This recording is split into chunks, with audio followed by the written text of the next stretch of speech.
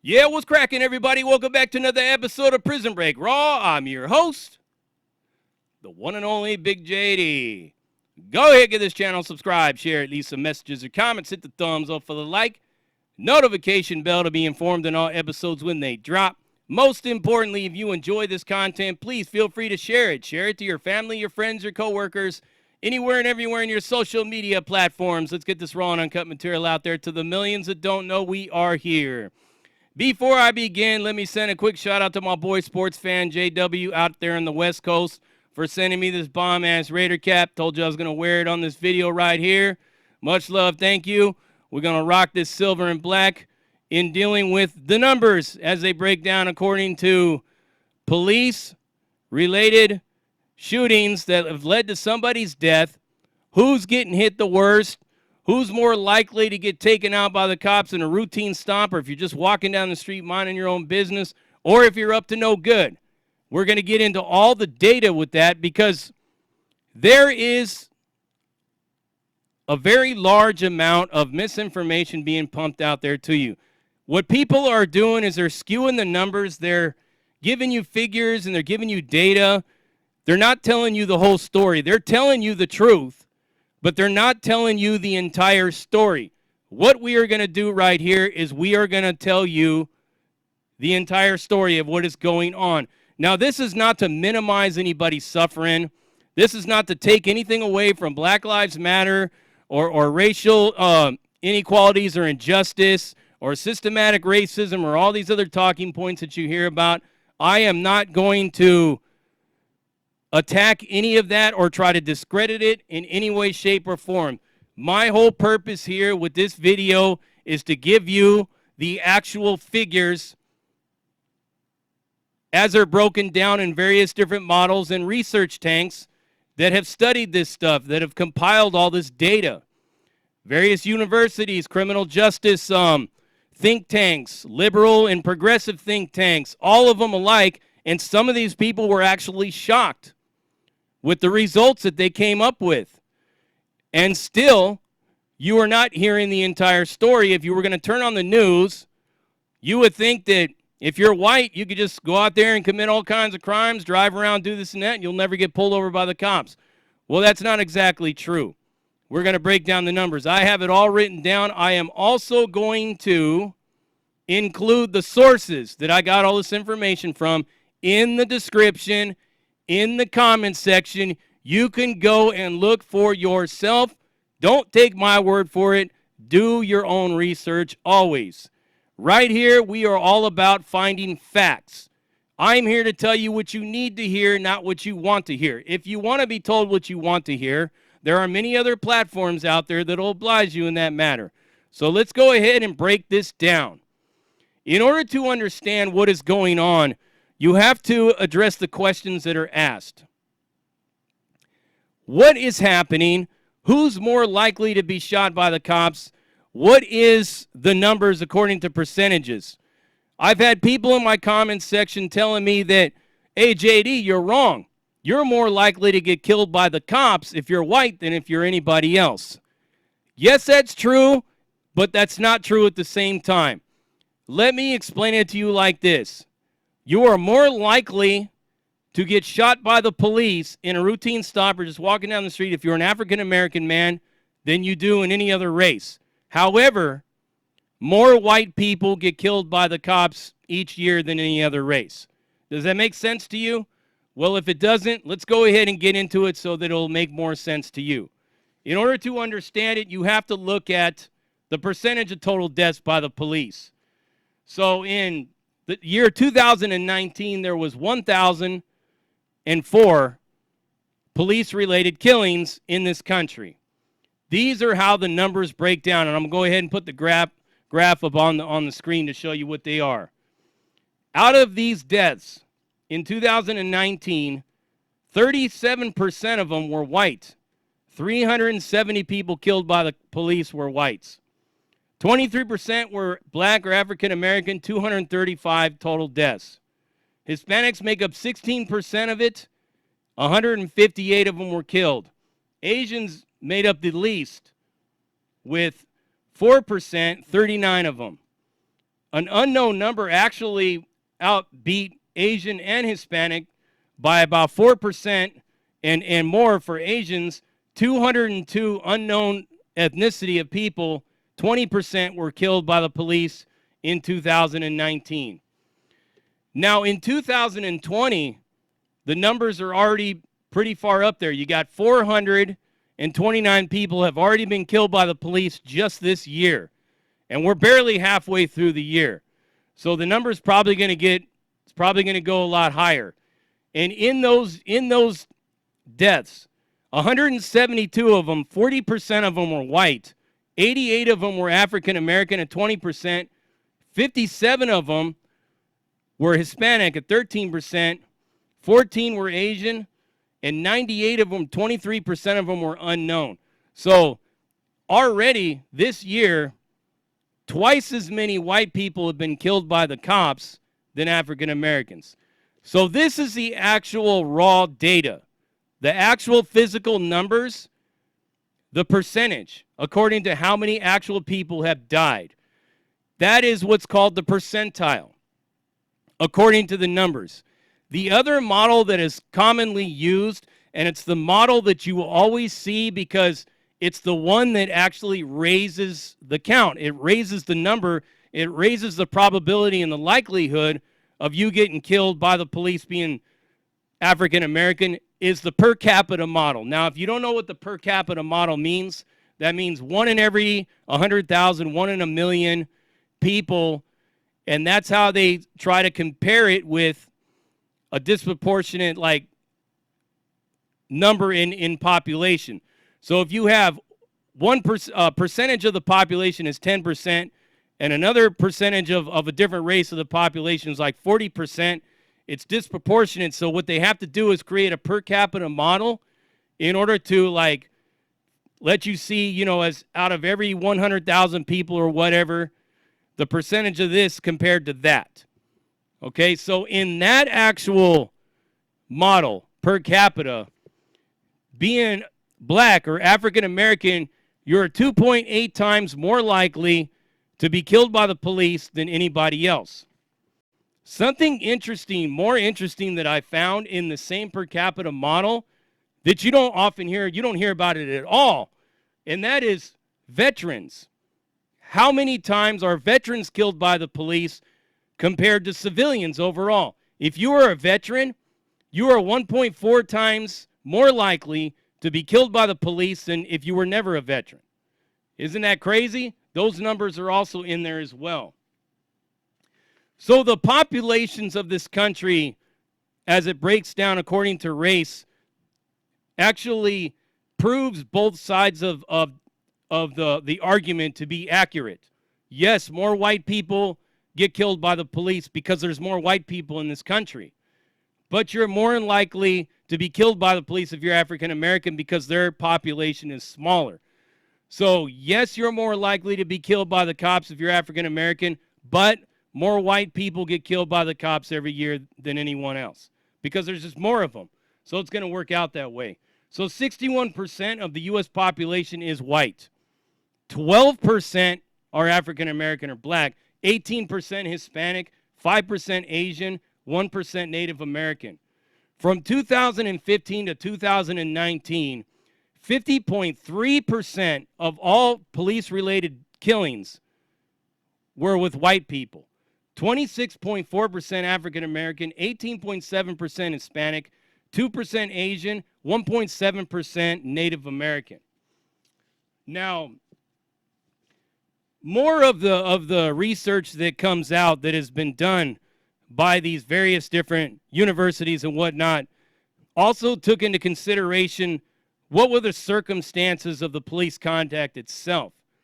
And they found that anywhere from 90 to 95% of all these police-related shootings was somebody that was rushing the cops. Somebody that had a weapon, somebody that was fighting with them, somebody that tried to attack them. And this was revealed through body cam and everything else, that somebody straight ran up on a cop with a knife. Now, I don't care who you are. I'm going to play the devil's advocate on this one and say that if you're coming at me with a knife and I got a gun, I'm going to put you down. It's that whole castle doctrine thing that I was telling you about It's if somebody comes knocking at my door, I'm going to be forced to defend myself, and I'm going to end your life. As a police officer, you already know that you have a huge target on your back, right? I'm not taking their side here, but I'm telling you, you have a huge target on your back. I have homies, I have family that have actually had shootouts with the cops that have tried to kill them, tried to run them over, tried to beat them up, whatnot. I've even had a physical altercation with a cop myself. So 90 to 95% of all police contact that resulted in a death was because somebody had tried to attack them, somebody pulled out a weapon, somebody was sticking their hand in their pocket. I mean, you already know you don't stick your hands in your pocket. I mean, that's just a fucking given. You got to be a real fucking jackass to want to stick your hand in your pocket real fast when you're being stopped by the cops. It doesn't make sense at all. So, also in this research, now this right here is going to open your eyes, or you're going to continue to experience cognitive dissonance and go into denial because it doesn't fit your narrative. But check this out. Blacks are more likely to be shot by black police officers than white police officers. They've done the numbers. They've ran the numbers. A liberal, progressive, neckbeard, kale smoothie, vegan pizza eating think tank found this out, and they were shocked to learn this. They were shocked. They're like, there's no way. There's no way. Imagine the paradigm shift that they had to go through in learning that more African Americans are killed by black cops than any other kind of cops. But it's true. The research is there. Go ahead and feast your eyes on it. I will leave the references here in this video, like I said. So that kind of like kills my whole thing, where my thinking was that I thought how you can end a lot of this racial disparity and systematic racism is by hiring more African American cops, or hiring more Hispanic cops, or more Asian cops, or more Native American cops. Guess I was wrong. It doesn't matter what color the police force is. These shootings are still going to happen because you got to deal with the God complex and whatnot that we've talked about before. So also, some other key points that I found in this research were that these shootings and these things that happen varies from county to county, state to state, according to what race of people is more dominant in said county and said state and whatnot. And the profiling that happens, here's the biggest part of all of this right here. This is the part that needs to be understood the most. This is the big one. This is groundbreaking to come up with this. Racial profiling. Why does it happen? How does it happen? And where is it coming from?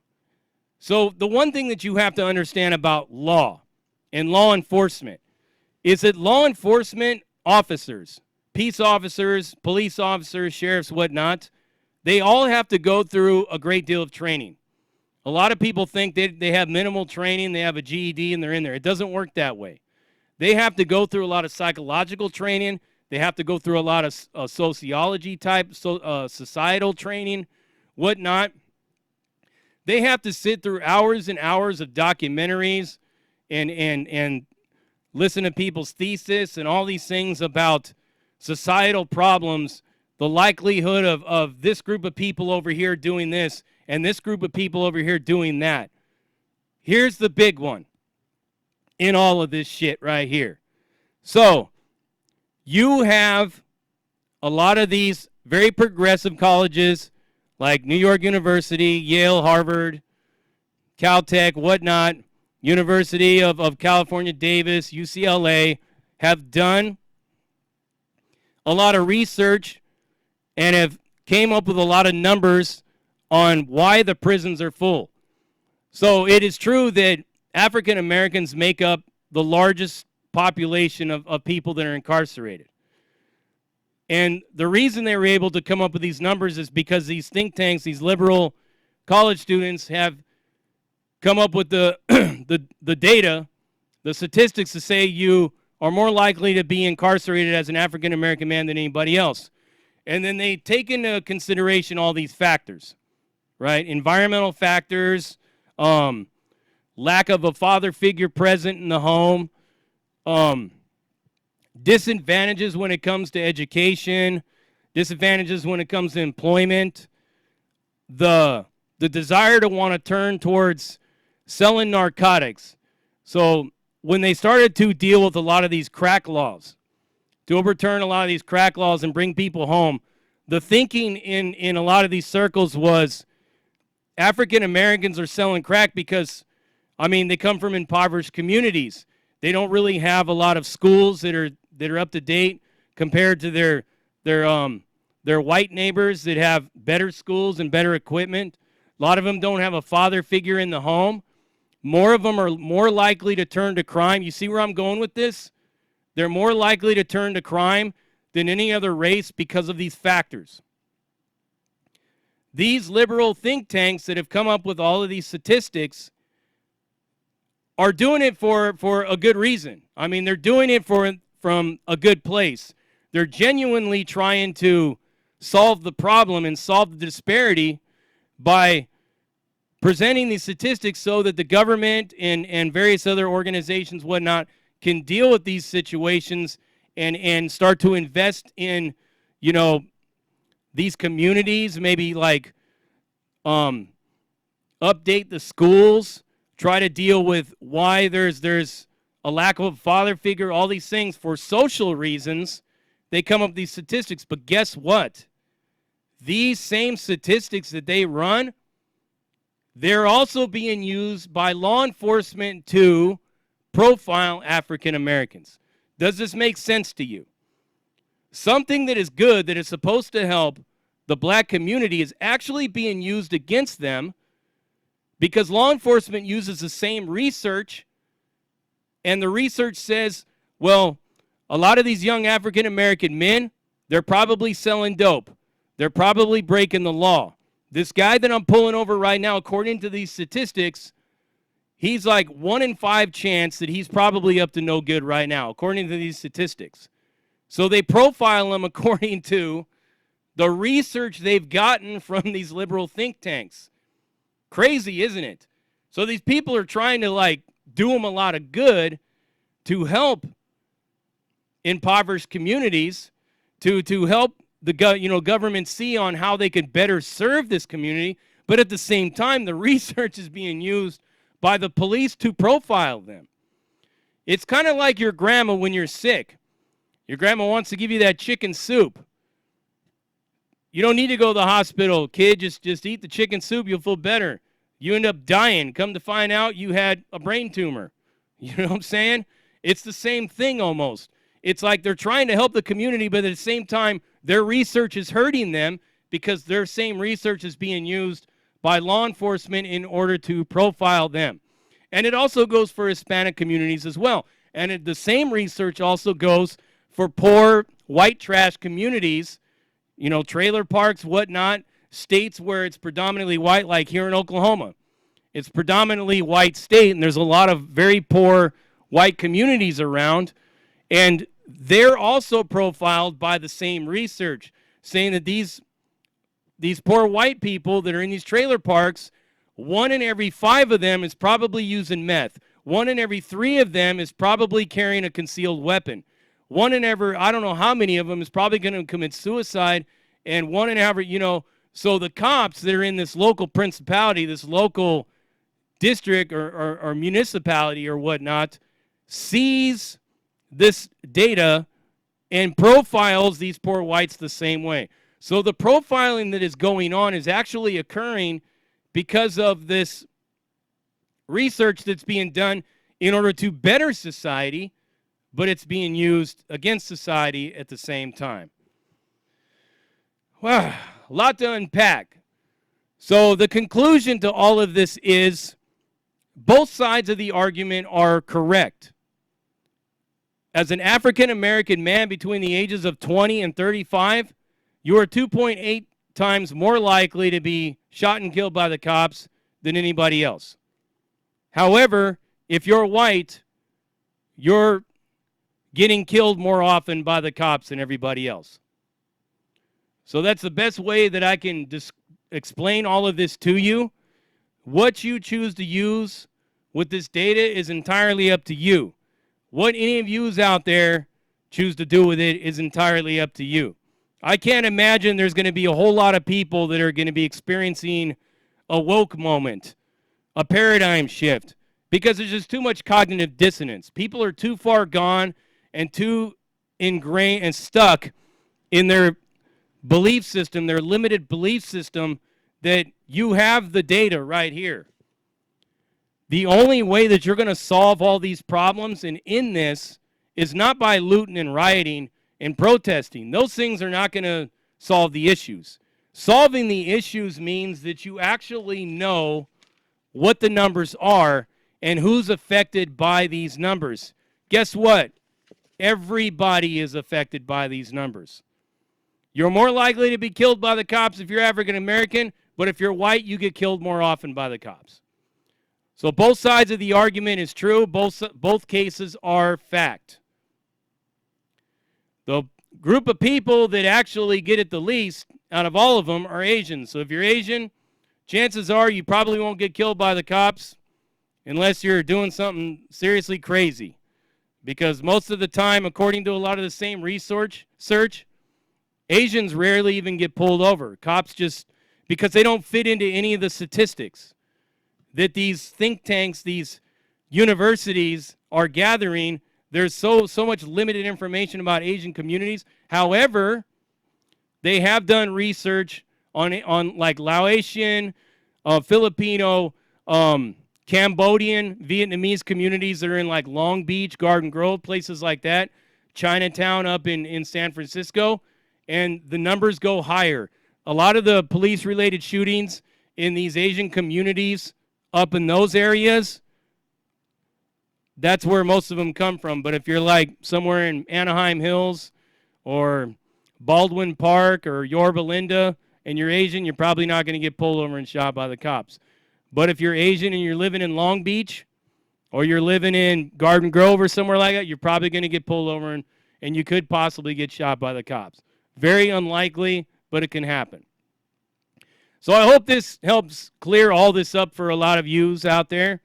And I hope now people can start having a more intelligent conversation about all this and move away from all of this systemic racism, because it's not really systemic racism. And I know I'm going to get a lot of heat for saying that. But the facts are the facts according to the statistics.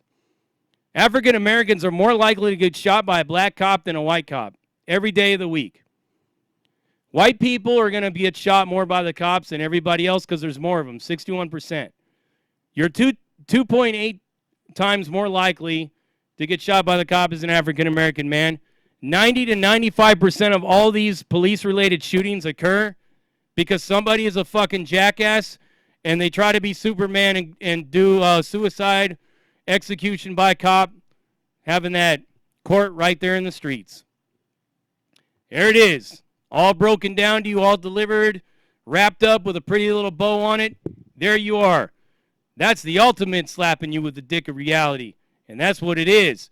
Prison Break Raw, uncut, uncensored, no holds barred, not sugarcoated, not politically correct, all up in your face, slapping you with that dick of reality, according to the statistics. And I'm out.